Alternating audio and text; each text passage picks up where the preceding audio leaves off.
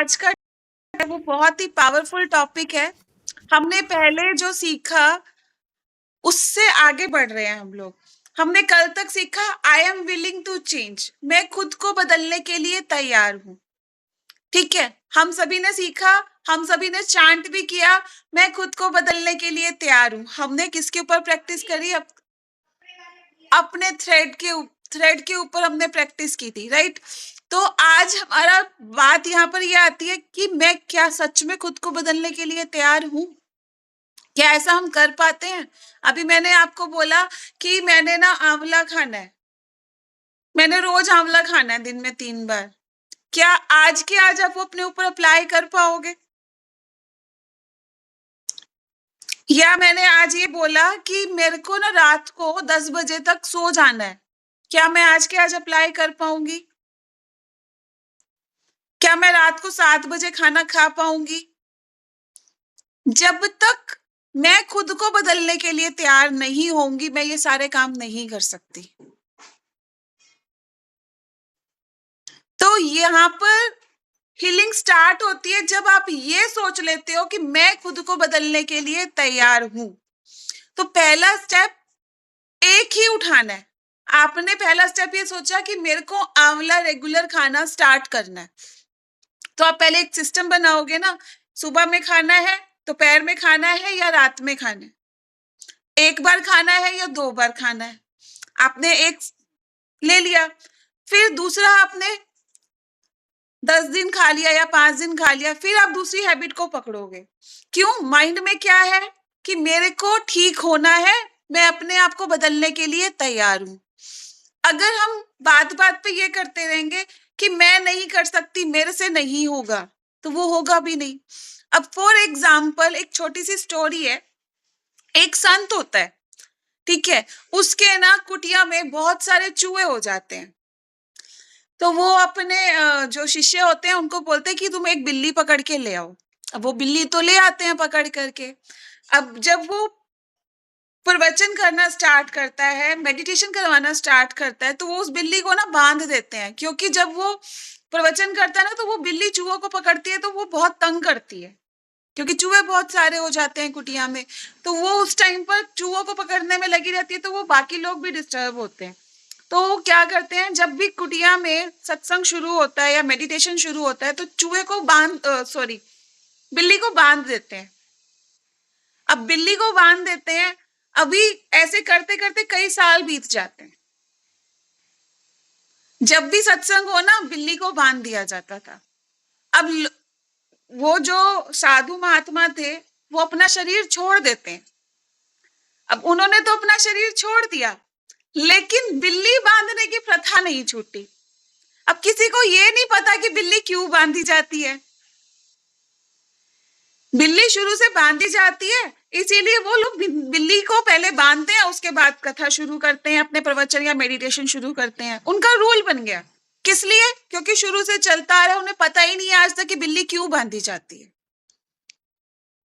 और हमारे पेरेंट्स हो गए, हमारे सास ससुर हो गए, वो क्या कहते हैं, जैसे बड़े करते आ रहे हैं हम तो वैसे ही करते चले जा रहे हैं।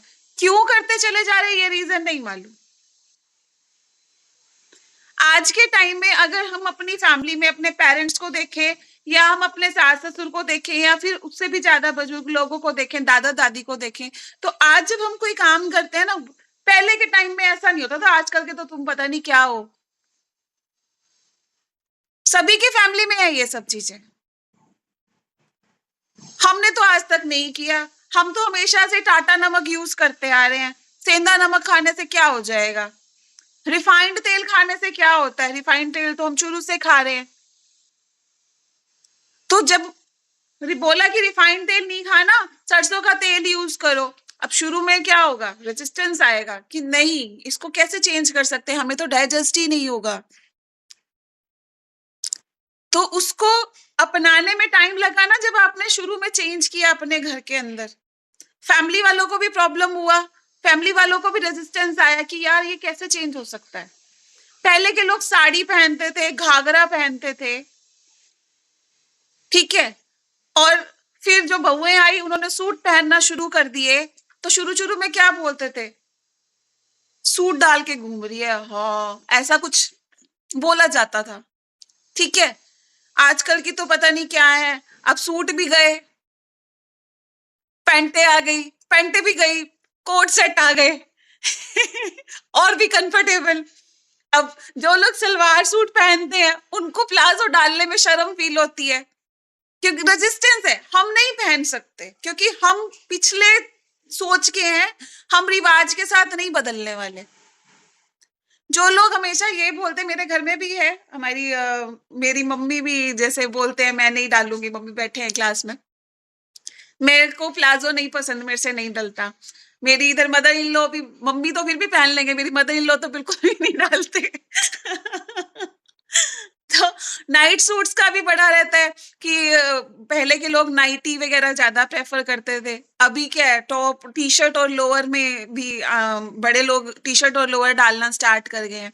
तो पहले क्या था, रेजिस्टेंस, हमने कभी पहने ही नहीं, अब क्या डालेंगे, इतनी उम्र बीत गई, दिस इज द रेजिस्टेंस। इसी कारण से शरीर के अंदर दर्द आते हैं। लोगों के अंदर घुटनों के दर्द का सबसे बड़ा मेन कारण यही है कि चेंज के साथ में खुद को चेंज नहीं करना, रेजिस्टेंस लेकर के बैठे रहना। हमारे जमाने में ऐसा होता था, आज भी ऐसा होगा, पर मानता कोई नहीं है, सब अपनी कर रहे हैं। उसके बाद किसी ने मेरी बात तो सुननी नहीं है, ये तो सारे के सारे मानते ही नहीं है, फिर दूसरे लोगों को बुराई करना शुरू। आजकल की लड़कियां सुनती कहाँ है, राइट प्राची जी? तो उन लोगों के घुटनों में कभी भी दर्द नहीं ठीक हो सकता। जो घुटनों का दर्द है उसका सबसे बड़ा कारण यही है कि हम अपने रेजिस्टेंस से बाहर नहीं निकलते, अपनी चीजों से बाहर नहीं निकलते। अब सपोज करो किसी का आपस में बोलचाल बंद हो गया, एक भाई बहन है और बचपन से साथ में खेले बड़े सब कुछ किया, लेकिन अभी कुछ चीजों के कारण से बोलचाल बंद हो गया। अब हुआ क्या कि जो सिस्टर है वो उस चीज को एक्सेप्ट नहीं कर पा रही है, क्योंकि चेंज हुआ ना, क्योंकि बोलचाल बंद हो गया, उसको एक्सेप्ट नहीं, अरे यार ये कैसे कर सकते हैं, ऐसा कैसे हो सकता है, क्योंकि रेजिस्टेंस आ रहा है, एक्सेप्टेंस ही नहीं आ रही है कि हाँ उन्होंने बोलना छोड़ दिया। प्रॉब्लम क्या हुआ, सारा का सारा प्रॉब्लम कहाँ पर आकर के इकट्ठा हो गया, सारा का सारा इमोशंस का बैगेज कहाँ पर आकर के इकट्ठा हो गया, घुटनों के ऊपर। ऐसा कैसे हो सकता है, ऐसा नहीं होना चाहिए, बिकॉज एक्सेप्टेंस नहीं आ रही है। क्लियर श्रुति? जब हम चीजों को लेकर के अड़ जाएंगे तो रेजिस्टेंस आएगा, रेजिस्टेंस आएगा तो शरीर के अंदर बीमारियां लगना शुरू हो जाएंगी। यस, अब श्रुति आप पूछो, क्या पूछना है? मेरे को ये पूछना है कि जैसे कोई भी इमोशनल बैगेजेस हैं, तो आपने पिछली क्लास में कल वाली में तो मैं आई नहीं थी, तो कल का मुझे नहीं पता। उससे पहले जो क्लास हुई थी आपने बताया था गिल्ट का, एंगर का, जो भी सेपरेशंस होते हैं ना अलग अलग बॉडी पार्ट के, सबके अफेक्ट करते हैं। तो स्पेसिफिकली जैसे अभी अब घुटनों में जो प्रॉब्लम्स होती हैं उसकी बात कर रहे हो, तो ये ऐसे तो कई सारे इवेंट्स होते रहते हैं, तो फिर ये तो मैनेजमेंट एक अलग टॉपिक हो जाता है समझ नहीं आ ये रहा है आगे इसमें। आएगा, इसके ऊपर पूरा का पूरा एक एफर्मेशन का पूरा बहुत बड़ा लिस्ट है, शरीर की बीमारियों के साथ में, रीजंस के साथ में एफर्मेशन, प्रॉपर पूरा लिस्ट है इस बुक के अंदर। अगर आप लोगों के नहीं पास वो पर्सनली ये हाँ बुक है तो इस बुक के हाँ अंदर ये सारा कुछ दिया हुआ है, ये आगे आएगा, अभी धीरे धीरे आगे बढ़ो, आपको इन सब चीजों के आंसर मिलेंगे। ठीक है, ये भी तो क्या ये स्पेसिफिक अफर्मेशंस पार्ट हुआ। देंगी आप? एफर्मेशन हम डेली एक नई एफर्मेशन हम सीखते हैं क्लास में, और ओके। इसके ऊपर प्रैक्टिस भी करते हैं अरे यार, जुम्मे वाली हो गई। आप बहुत कुछ मिस कर रहे हो आ गई। यस श्रुति। अफर्मेशन हम्म, तो एक अलग है ना, बट इनका मैनेजमेंट कैसे करना है वो इन आगे आएगा। हाँ, इनका मैनेजमेंट भी अभी अभी भी सिखाऊंगी, और आगे आगे जैसे जैसे आप बढ़ोगे ना ऑटोमेटिकली चीजें हाँ आ जाएंगी। अब आपको ए फॉर एप्पल ठीक है। बनाना सिखाया गया शुरू में, क्या हमने आपको ये बताया कि ए से एप्पल बनेगा? मैम ने सिर्फ अच्छा। ए फॉर एप्पल ए बनाना सिखाया, आपको हाँ, खाली हाँ। एप्पल बना करके दिखा दिया, उसकी स्पेलिंग तो याद नहीं कराई थी, बाद में कराई थी ना, पहले खाली ए बनाना सिखाया था, तो अभी आप वही सीख रहे हो। आपको ओके, आपके आंसर आगे आते-आते मिल जाएँगे, ओके। ठीक है? सो सरेंडर कर दो और गो विद द फ्लो। जैसे-जैसे आगे बढ़ोगे चीज़ें आपको क्लियर होती चली जाएँगी। यस अभिलाषा जी। हाँ, अन्नू मुझे ये पूछना था, जैसे मेरे घुटनों में भी पिछले कुछ महीनों से बहुत दर्द आ गया है, मैं घुटने मोड़ के नहीं बैठ पाती बिल्कुल भी।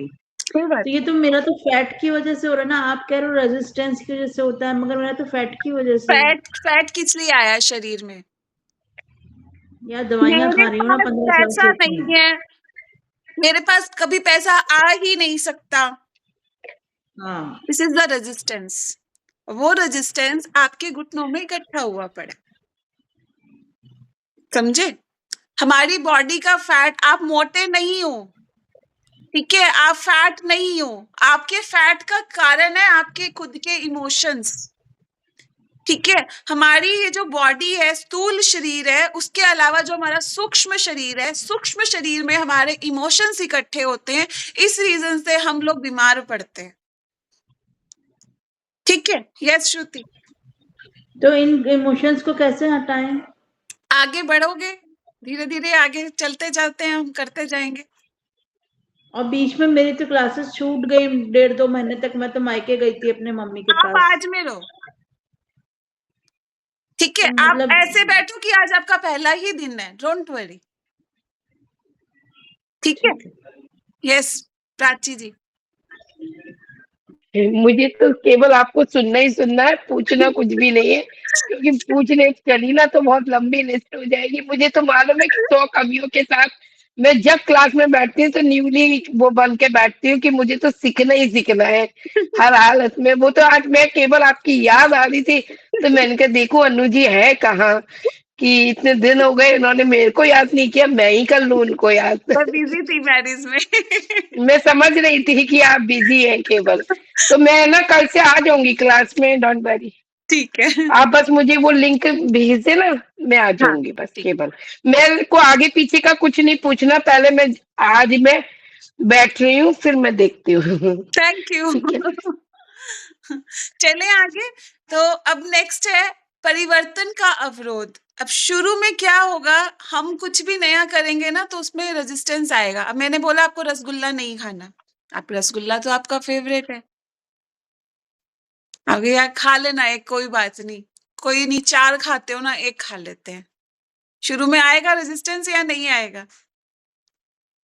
हम मेडिसिन भी खाते हैं ना, अगर मैंने बोला आज आपको दवाई नहीं खानी, डॉक्टर ने बोला आपको दवाई नहीं खानी, आपको तब भी होएगा यार मेरी दवाई बंद हो गई है यार, कुछ खाली-खाली सा लग रहा है। हाँ, लगता है क्यों यार, सत्ती? लगता है ना? लगता है। यार दवाई नहीं खाई, खाली-खाली सा लग रहा है, खाली-खाली सा लग रहा है। क्यों? हमारा बिलीफ बन चुका है कि हमने ये खाना ही खाना है। अजीब सा ही लगता है बहुत। अब बताओ एक छोटी-सी गोली है वो बंद हो गई, उसी से भी अजीब लग रहा है। क्यों? हाँ। क्योंकि हम उसको एक्सेप्ट ही नहीं कर पा रहे। तो I am in the rhythm and flow of ever changing life, मतलब मैं सदैव परिवर्तनशील जीवन को की लय और प्रभाव में हूँ। दिस इज द एफर्मेशन कि हमने जो परिवर्तन हो रहा है हमने उसको एक्सेप्ट करना है। अब आप क्या देखते होगे, क्या एवरी टाइम गर्मी रहती है? क्या एवरी टाइम सर्दी रहती है? एवरी टाइम बारिश आती है? ऐसा नहीं है ना, चेंजेस हो रहे हैं। क्या हम छोटे थे? क्या हम हमेशा के लिए छोटे ही रह गए? नहीं ना, हम बड़े हो रहे हैं, हमारे अंदर चेंजेस आ रहे हैं, हमारे भी बाल सफेद हो रहे हैं, हमारी भी आईब्रोज में चेंजेस आ रहे हैं, हमारे नाखूनों में चेंजेस आ रहे हैं। तो वो चेंजेस कैसे हो रहे हैं? क्योंकि नेचर ने सिखाया है परिवर्तन तो होगा ही होगा। और अब सर्दी है तो सर्दी के अकॉर्डिंग हम कपड़े पहनेंगे। अगर सर्दी के अकॉर्डिंग हमने कपड़े नहीं पहने तो क्या होगा? ठंड लगेगी। बारिश है तो हमने छाता नहीं लिया तो हम गीले हो जाएंगे। अब सर्दी में गर्मी के कपड़े डाल लो या गर्मी में सर्दी के कपड़े डाल लो तो प्रॉब्लम होगी या नहीं होगी? तो रेजिस्टेंस को हटाया ना, चेंज एक्सेप्ट किया, अब मौसम चेंज हो रहा है। मौसम जैसे चेंज हो रहा है, हमारे कपड़े भी उसी के अकॉर्डिंग चेंज होते चले जाएंगे। उसी के अकॉर्डिंग हमारा पंखा भी चलेगा, एसी भी चलेगा। तो ये सारे चेंजेस में अगर हम बोलते हैं यार अरे गर्मी आने वाली है, मेरे को भी होता है यार गर्मी आने वाली है बजाय कि इस मोमेंट को एंजॉय करने की कि हाँ चलो अभी जो है उसको तो एंजॉय कर ले, यार गर्मी आने वाली है, परेशान होकर के बैठ जाएंगे। अरे रे रे रे कहीं जाना नहीं है, फालतू में बारिश होगी, किच किच किच किच हो जाएगी सारी की सारी। तुम कहीं जा नहीं रहे हो, तुम घर में बैठे, तुम्हें क्या प्रॉब्लम है, बैठे रहो चुप करके। नहीं तुम्हें प्रॉब्लम है, बारिश आ रही है।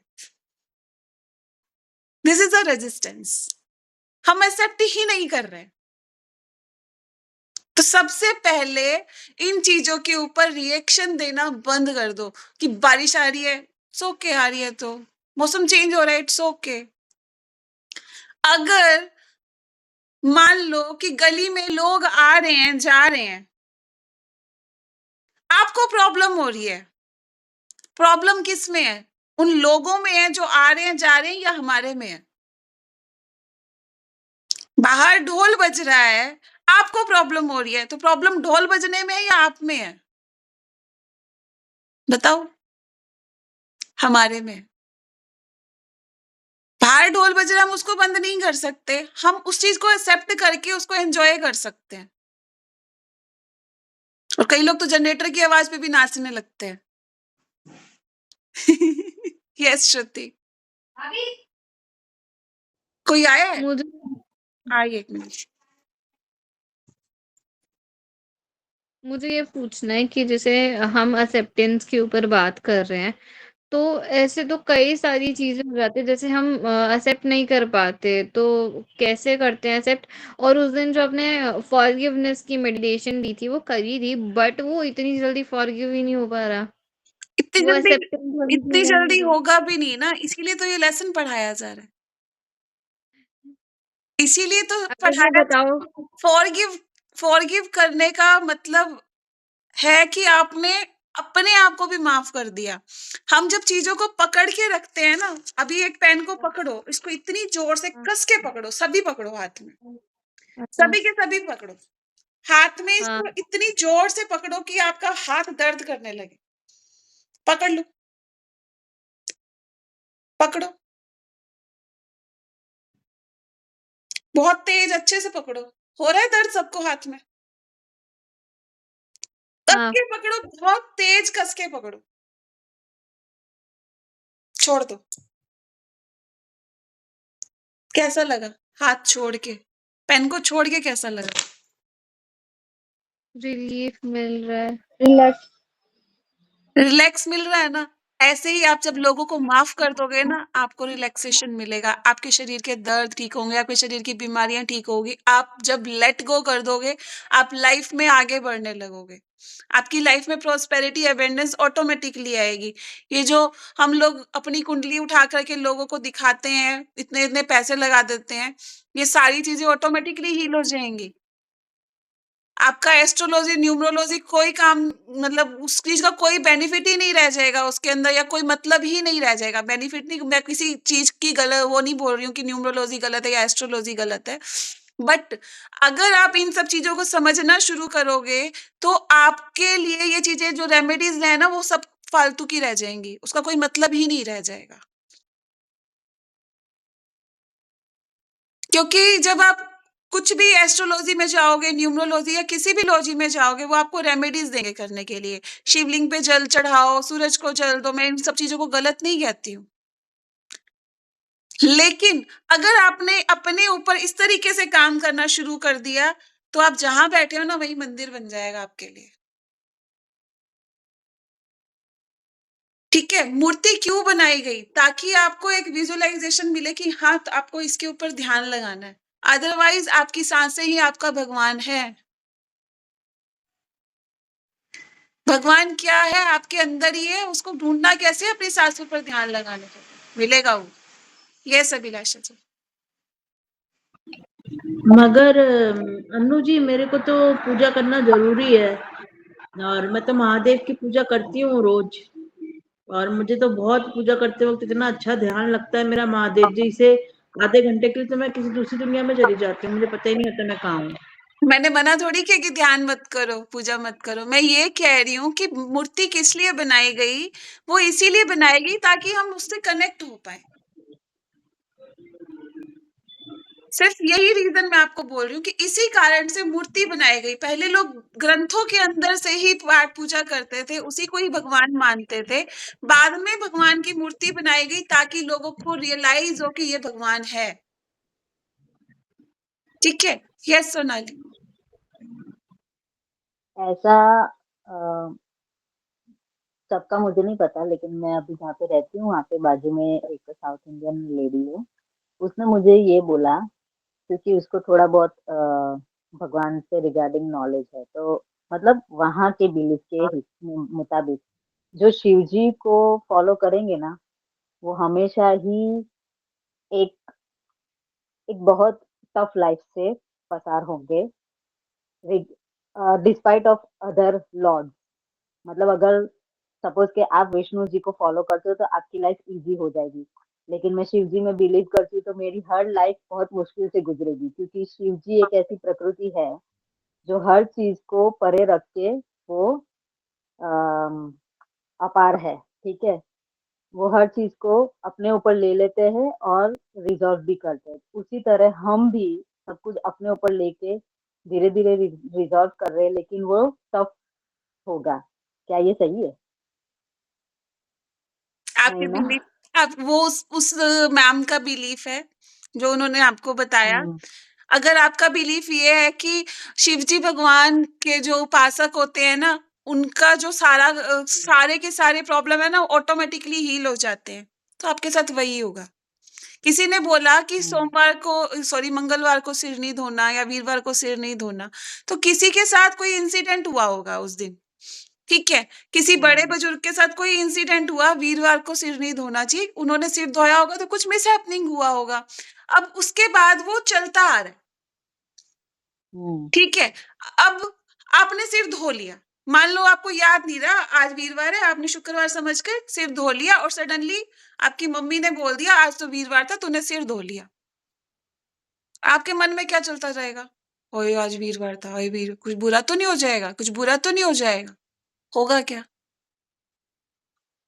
लेकिन जब लेडी एक बार हो प्रेग्नेंट जाएगा। होती है, जब लेडी प्रेग्नेंट रहती है, तो सास का कई बार नदी पार मत करना, सिक्का डाल के जाना, ये करना, वो करना, फलाना ये ढिमका सिखा सारे जाएगा। बिलीफ हैं, ये सारे बिलीफ हैं। ये जितनी भी हमारी जो आज की सोसाइटी है, वो सारे पिछले बिलीफ सिस्टम के कारण ही बनी हुई है। आज जो हम लाइफ जी रहे, वो सारा बिलीफ सिस्टम ही है।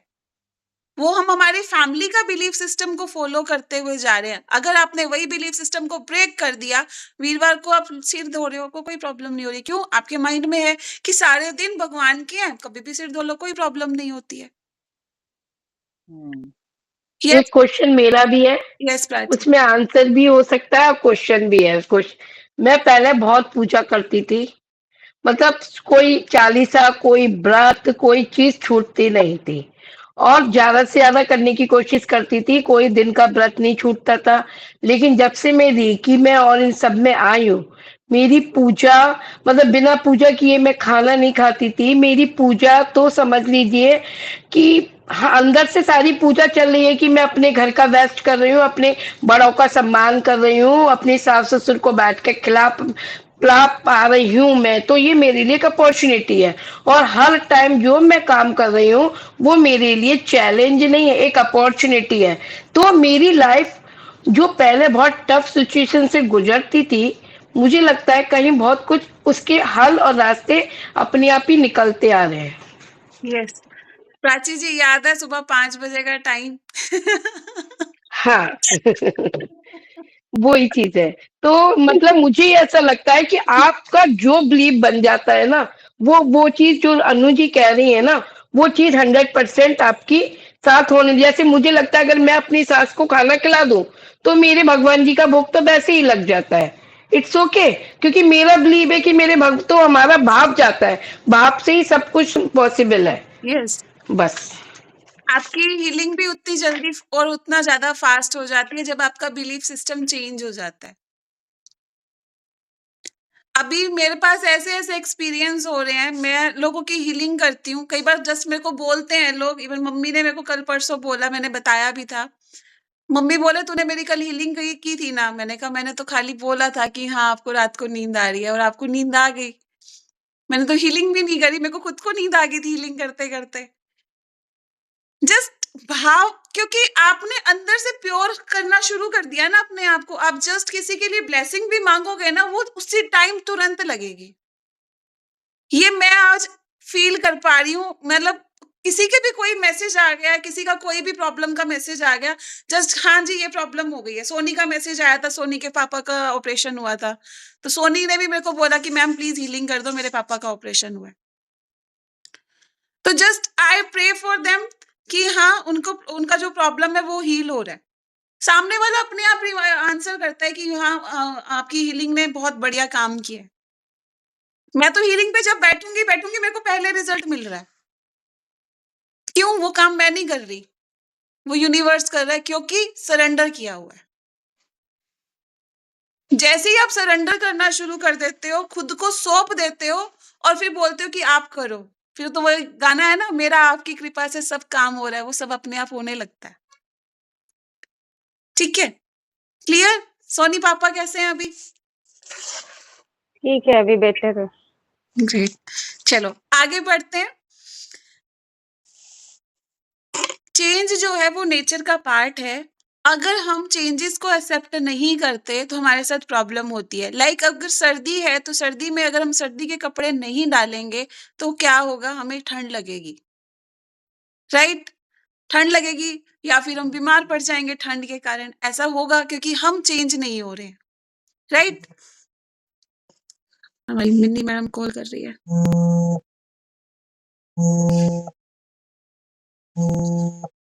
एक सेकेंड।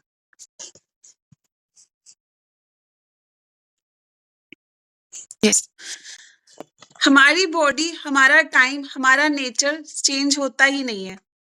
सॉरी, चेंज होता ही है। अब हमारी बॉडी, हम जैसे-जैसे बड़े हुए, क्या हमारे को पुराने कपड़े आ रहे? इवन हमारी शादी से लेकर के अब तक के भी कपड़ों में हमारे चेंजेस आ चुके हैं। 19-20 तो कुछ ना कुछ फ़र्क हुआ ही होगा। खुले-भीड़े कराए होंगे। कभी हम मोटे हो रहे हैं, कभी हम पतले हो रहे हैं, कैसे भी हो रहे हैं। तो बॉडी के अंदर चेंजेस आ रहे हैं। हम उसको एक्सेप्ट करके वैसे कपड़े पहन रहे हैं ना, उसी फिटिंग के कपड़े डाल रहे हैं। फँसे हुए कपड़े तो नहीं डाल रहे, जो हम पहले पतले थे तो वो वाले कपड़े आज हमें नहीं आ रहे। तो क्या हम उसको धक्के से फँसा रहे हैं? आते ही नहीं। फँसाएँगे कैसे? तो हम जब टाइम के साथ-साथ चेंज नहीं होते, तो क्या होगा? नी पेन होगा, कमर में दर्द होगा, फाइनेंशियल, अगर किसी को भी कोई फाइनेंशियल इश्यू है, ठीक है? पैसों से रिलेटेड क प्रॉब्लम आ रही है और हम एक्सपेक्ट कर रहे हैं कि हमारा लाइफ पार्टनर हमें दे, हमारे पापा हमें दें, हमारी सास हमें दे, हमारी मम्मी हमें दे। हम दे एक्सपेक्ट कर रहे हैं और हमें पैसे मिल नहीं रहे। हम सोच रहे हैं कि सामने वाला खुद दे दे या उसे देने चाहिए। उस केस में भी कमर में, लोअर बैक में पेन आता है। फाइनेंशियल मेरी तो कमर जाने वाली है मैम फिर।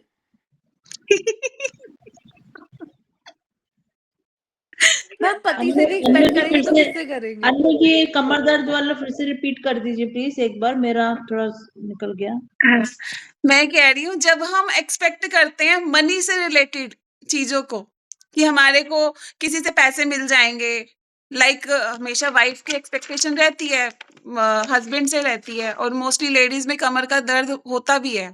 मेरे पास बहुत सारी लेडीज है जो बोलती है लोअर बैक एरिया में पेन है। मैं सबसे पहले उनसे पूछती हूँ कि क्या आपकी फाइनेंशियल कंडीशन अच्छी है या कोई फाइनेंशियल प्रॉब्लम है? फाइनेंशियल प्रॉब्लम क्या बोलो, अगर फाइनेंशियल चीजें अच्छी भी होंगी ना, फिर भी उनकी कई बार वो रहेगा, लाख रुपए खुद ले रही हैं लेकिन कंडीशन क्या है कि हस्बैंड उनको खर्ची दे। ऐसे लोग भी हैं। तो उस केस में भी मैंने सुना है लोगों को कमर में दर्द होता है, ठीक है? तभी मेरे कमर दर्द है, पैसे हैं फिर भी हस्बैंड नूता देने ने ऐ किवें होएगा? So never expect this thing, ठीक है? तो मैम ऑटोमेटिकली देखो कमर दर्द पे कितने लोगों की ध्यान आ गया था, but it's a fact. See, even if you are earning, no matter what, in society such, जैसे वो एक्सपेक्ट करते हैं कि शादी के बाद घर आओ और जॉइंट फैमिली के साथ रहो, तो फिर ये भी एक्सपेक्टेशन है कि yes the husband will be the earning partner. Yes, Even if you both are are right, earning, husband has to give in a bigger share for most 99% still. You are right, क्योंकि ये सभी के साथ है। और कहीं ना कहीं पर अगर आप ऐसी कोई सिचुएशन को फेस कर रहे हो तो कमर में दर्द होगा। इवन कंधों का प्रॉब्लम, किसी को अगर सर्वाइकल का प्रॉब्लम है तो सर्वाइकल का प्रॉब्लम क्यों हुआ? कंधे क्या है? हम बोलते हैं ना, सारा बोझ इसी के कंधों के ऊपर आ गया। ऐसी लाइंस हम लोग बोलते हैं ना, एक ही बंदे के ऊपर सारा बोझ आ गया, एक ही बंदे के कंधे के ऊपर सारा बोझ आ गया। मोस्टली जो लोग इस तरह के होते हैं ना कि यार सारा काम मुझे ही करना पड़ता है, काम कर रहे हैं 100%, सारे घर के काम बहुत अच्छे से कर रहे हैं, अपने पूरे घर की जिम्मेवारियां उठा रहे हैं, लेकिन किसी दूसरे पर्सन को जा करके ये भी बोल रहे हैं, मेरी देवरानी तो कोई काम नहीं करती, सारा काम मेरे को ही करना पड़ता है।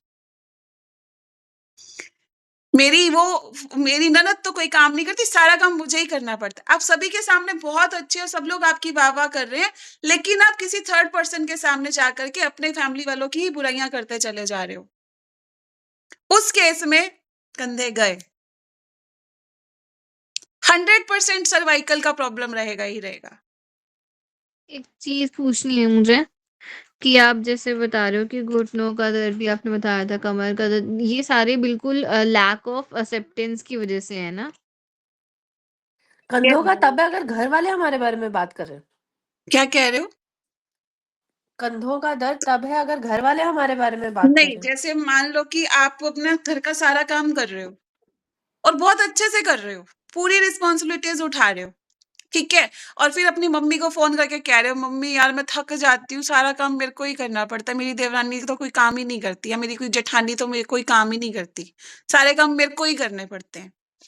जब आप हैव टू की सिचुएशन में आ जाते हो, तो उस कंडीशन में आपके कंधों में प्रॉब्लम आना स्टार्ट हो जाती है।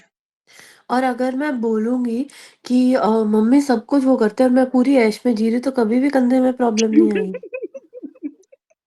आपको वो अंदर से एक्सेप्ट भी करना है। मैं एक्सेप्टेड हूँ। मैं सच बता रही हूँ, मैं बहुत प्रिविलेज्ड कंधों हूँ में दर्द है, कि नहीं है ना? कभी-कभी होता है, मतलब सर्वाइकल हुआ था एक बार, बट मैं सीरियसली कभी भी अपनी शादी के बाद ऐसा नहीं बिलीव किया कि हाँ ठीक है, भाभी खाने का देख रहे हैं, वो चाहे रो के कर रहे हैं, चाहे हँस के कर रहे हैं, बट मैंने एक्सेप्ट किया है कि मैंने नहीं करना, because it is not my something which I feel appreciated for और समथिंग व्हिच आई एन्जॉय। तो कुछ मैं रो के करूँ, उससे बेटर है ना करूँ। तो बाकी सब कर रहे हैं, तो मैं उसके लिए भी बहुत ग्रेटफुल हूँ कि हुँ, हुँ। Yes, I am blessed and grateful कि ये सब चीज़ें चल रही है बॉडी स्मूथली। में दिक्कत नहीं है ना? Then thank you. अब बैक में अब मैं हस्बैंड से एक्सपेक्ट नहीं करती, बट एक्सपेक्ट करती हूँ मैम, तो लोअर बैक में। वो आपका तब क्लियर हो जाएगा जब आप अभी अपने ये कोचिंग बिज़नेस में बहुत अच्छे से ग्रो करने लगोगे ना, ऑटोमैटिकली वो आपका हील हो जाएगा। मैम मैं आपकी तरह ऐसे रेगुलर नहीं हो सकती कि हाँ भाई हर रोज 1 बजे आओ, 7 बजे आओ, 5 बजे आओ, इसीलिए मुझे दैट्स कब टेंशन कहा है। कि आप मेरे जैसे हो, आप महीने में 2 सेशन लो, बात खत्म। मैं बस सिद्धार्थ राजशेखर के कदमों पे चलने लगी हूँ, उनके फुटपाथ पे। हफ्ते में 1 दिन आओ या 2 दिन आओ बस, हाँ। और वो भी रात को 7 से 12। आज मंगलवार है। चलो, आगे है एक्सेप्ट। इसका फॉर्मेशन है, पहले एक्सेप्ट करो चीज़ों को, देन उसको अलो करो और फिर चेंज करो। आपने वेदर चेंज हुआ, उसको पहले एक्सेप्ट किया, अपने सर्दी वाले कपड़े रख के गर्मी वाले कपड़े निकाले, ठीक है? अलो किया ना आपने, और उसके बाद आपने उस चेंज को भी एक्सेप्ट कर लिया। सबसे पहले क्या आएगा? स्वीकार भाव आएगा, आप उसको अलो करोगे, ठीक है? फिर चेंज करोगे। अब मान लो आप अपने घर की सफाई कर रहे हो और सफाई करते हुए अलमारी के पीछे से कूड़ा निकला। श्रुति लिख लो, अब क्वेश्चन बीच में नहीं लूँगी। अलमारी के पीछे से कूड़ा निकला, एकदम से निकला ना, क्योंकि आपने अच्छी वाली डीप वाली क्लीनिंग करना शुरू किया सामान हटा करके। तो जब वो कूड़ा निकला, आपने उसको क्या किया, इकट्ठा किया और उसको डस्टबिन में डाला, राइट? सेम यही होता है जब हमारी बॉडी के अंदर के ऊपर हम काम कर रहे होते हैं, या तो लूज मोशन हो जाते हैं, या फीवर आ जाता है, या वॉमिटिंग्स होने लगती हैं, हम क्या परेशान हो जाते हैं। क्यों संगीता? दवाई तो नहीं खाई थी कल? तो ये जो भी अन्नू यार, अन्नू मैं एक बात बता रही थी, आप कहते हो कि ओवरवेलमिंग होने से नाभि खिसकती है, लेकिन मैं तो कुछ ऐसा ओवरवेलमिंग नहीं हो रही थी। कल रात को बस मेरे को अपना किचन का प्लेटफॉर्म क्लीन करना था, तो मैंने माइक्रोवेव उठा के हटाया, तब से मेरी नाभि खिसक गई और मुझे रात से लूज मोशन हो रहे हैं। कोई बात नहीं, वो भी ठीक हो जाएंगे। तो ये ओवरवेलमिंग की वजह से तो नहीं लग रहा मेरे को, देखो, क्यों हो रहा जब है? नाभि बार बार होता है मेरे जब साथ। नाभि बार बार खिसकती है ना, तो वो फिर वो खिसकती ही रहती है, ठीक है? हाँ, तो वो उसका रीजन, जब शुरू में खिसकी होगी ना, वो ओवरवेमिंग के कारण हुई होगी, जब स्टार्टिंग में पहली बार खिसकी होगी, ठीक है? उसके बाद क्या होगा, बॉडी को आदत हो गई है, वो बार बार कोई भी भारी सामान उठाते हो तो वो गिर जाती है। माइंड में ये भी आता होगा कि यार मैंने आज ना माइक्रोवेव उठाया तभी मेरी नाभि खिसक गई, मैंने आज पानी की हाँ, बाल्टी उठा ली, मेरी नाभि खिसक गई, क्योंकि एक बार हो गया ना आपके साथ कि सिलेंडर उठाया नाभि खिसकी, बाल्टी उठाया नाभि खिसकी, सीढ़ी उतरे नाभि खिसकी। तो अब दिमाग के अंदर एक फिट बैठ गया कि नाभि इसीलिए खिसकती है। तो एवरी टाइम ऐसा कुछ करे जा रहे हो तो वो खिसकेगी खिसकेगी, क्योंकि माइंड में ये बिलीफ बन चुका है, वो पूरा पक्का हो चुका है। तो जब भी आपके माइंड में ऐसा हो, मेरी नाभि अपनी जगह पर एकदम सेट है, उठा लो ओवन, कुछ नहीं होगा। अच्छा, मतलब पहले अपने आप को ये अफर्मेशन देना है कि नाभि अपनी जगह सेट है, उसके बाद कुछ उठाना है। हाँ, क्योंकि आप अगर अपने बिलीफ को पक्का नहीं करोगे ना, तो वो प्रॉब्लम वापस आएगी, ठीक है? जो भी आपने नया बिलीफ बनाना है ना, उसके ऊपर आपको काम करना पड़ेगा। यस प्राची जी। एक इसका जीता जाता एग्जाम्पल मैं देती हूँ, जो आपने बोला, ईशा दिल्ली जाती और मेरे को चक्कर आने शुरू हो जाते। इस जब मैं ये बोलने लग गई थी थोड़े दिन में, अभी मतलब क्लास करते करते, कि ईशा दिल्ली जाती तभी मुझे स्पॉन्सोलाइटिस की प्रॉब्लम होती है। अब मेरे दिमाग में ये हो गया, जब जिस हफ्ते वो दिल्ली जाए और अचानक से मुझे चक्कर आने लग जाए। अभी एक बार हुआ, दो बार हुआ, तीन बार हुआ, फिर मैंने दिमाग दिया कि मैं मन में पहले से ही बोल लेती हूँ कि ये दिल्ली जाती है तब मुझे चक्कर आएगा ही आएगा। हाँ, मैंने ये दिया, फिर मैंने उस पर ये काम किया कि मैंने ये बोलना शुरू कर दिया, जब इसको इस वीक जाना है तो मैंने फर्स्ट डे से ये बोलना शुरू किया कि आई एम ओके, बिल्कुल रिलैक्स्ड हूँ, मेरा तो मैं बिल्कुल फाइन, स्वस्थ हूँ, हेल्दी हूँ, है ना, कुछ भी दिक्कत नहीं हुई है मुझे, मतलब मैं बिल्कुल ठीक हूँ, नई वर्ड तो कहीं ला ही नहीं रही थी। और अभी टच वुड कि ईशा कनाडा में है, आज एक महीना हो गया उसको, देख लो, मतलब मैं बिल्कुल, ये इसका जीता जागता उदाहरण है। प्राची जी ऐसी थी, कई बार वो मेरे से बात करती करती, काउंसलिंग कराते कराते, मेरे को तो चुप हो जाओ, आप कितना बोलते हो। सुनती नहीं थी, ये बोलती जाती थी।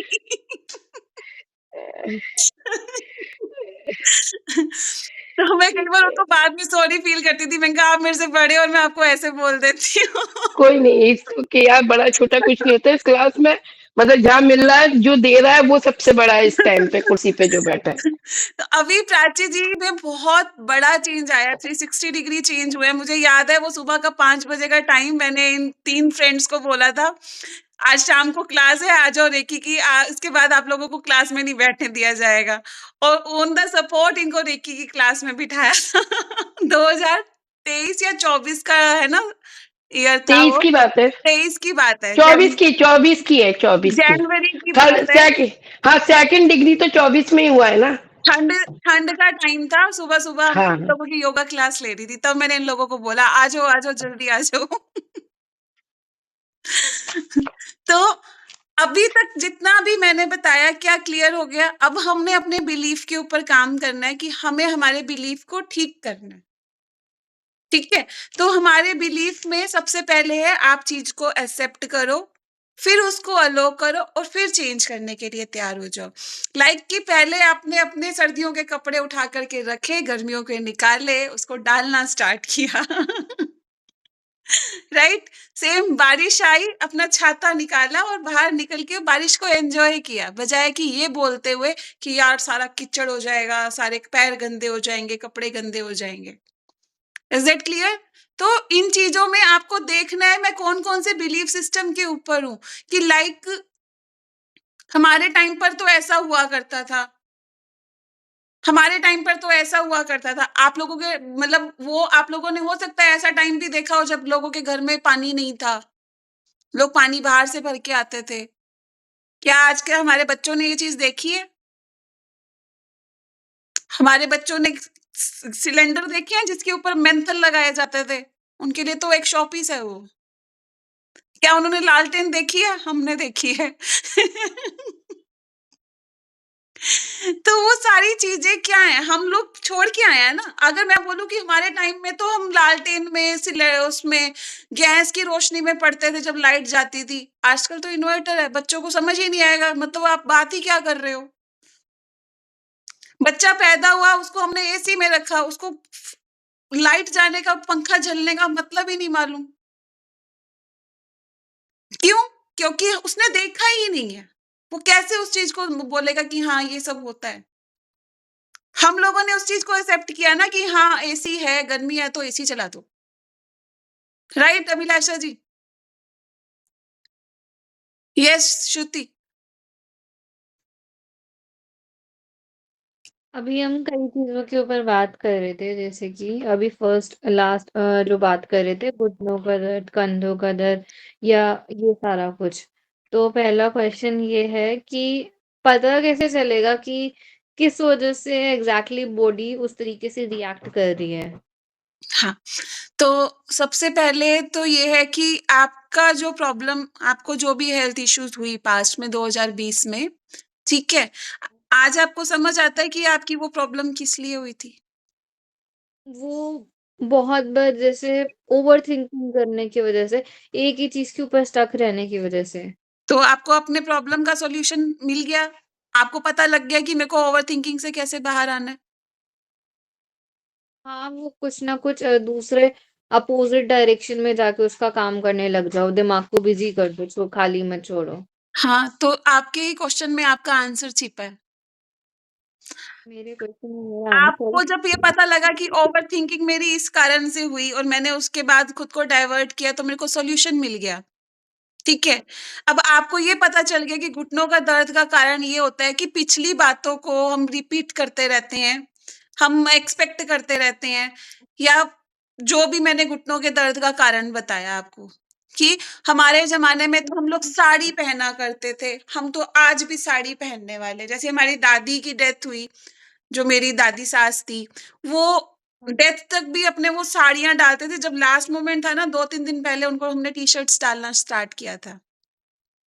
शुरू से ही साड़ी डालते आ रहे थे। तो उनकी कमर पे इवन नाड़े का भी निशान था, क्योंकि शुरू से हैबिट में ही साड़ी रही है, कभी डाली ही नहीं उन्होंने। हाँ, लास्ट मोमेंट था, हम लोगों से साड़ी पहनाई नहीं जाती थी, तो हम टी-शर्ट्स लोअर पे ले आए थे, टी-शर्ट डालना स्टार्ट कर दिया था उन्होंने लास्ट में।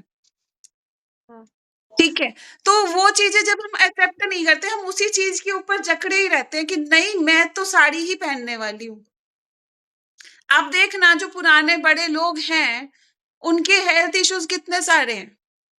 घुटनों का दर्द है, कमर का दर्द है, एज फैक्टर भी है, ऐसा नहीं है कि एज फैक्टर नहीं है। हाँ। लेकिन बहुत सारी चीज़ें ऐसी हैं जिसमें वो चेंज ही नहीं होना चाहते। तो अब एक मान तो लो वो उनकी चीज़ बहू होती आई, है। 1 सेकंड, उनकी बहू आई, उसका रूटीन डिफरेंट है। अब वो चाहते कि वो भी अर्ली मॉर्निंग उठे, 4 बजे उठे।